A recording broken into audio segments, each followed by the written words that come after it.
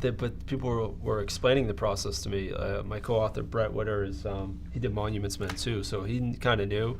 He was like, "Hey, but this might be potentially a movie," and I was like, "Yeah, okay, whatever." And here we are. Did you ever think Jake was going to play you? No, no, not at all. And Jake, what was it for you initially that made you want to actually be a part of this movie?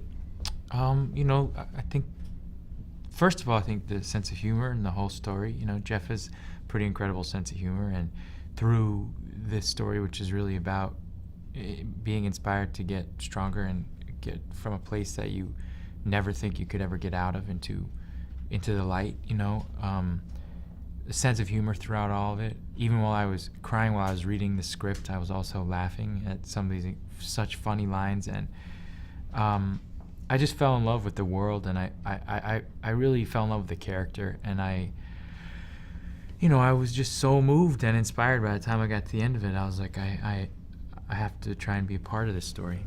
Now, what was it like for you physically to actually shoot this? I mean, it looked like you even dropped weight for the role. Yeah, Jeff was like, "You were a little overweight before you played me." Yeah, No, I'll have it.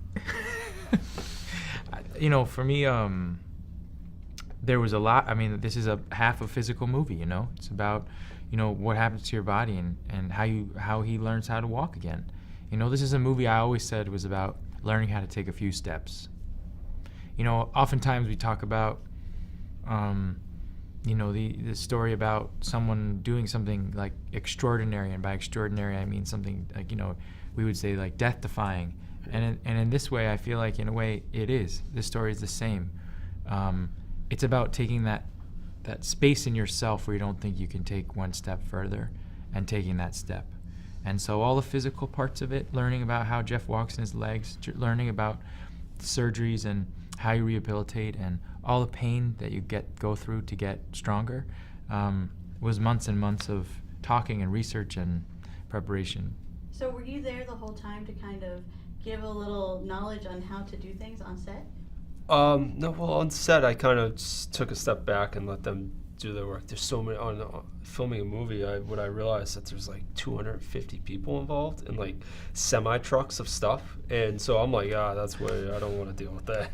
So it's like a logistical nightmare even to get the set, and for people working, I didn't want to take away, but I did. I went to a couple sets and was joking around, but mainly we covered everything. We knew each other probably about a year and a half before we even started filming, so we were just working on stuff before that with David and John Polono and everybody in the office, and so it was just we had pretty much everything down, ready to film. So now there was a message throughout the film that was said. It was Boston Strong. Now I want to know, what does that mean to both of you?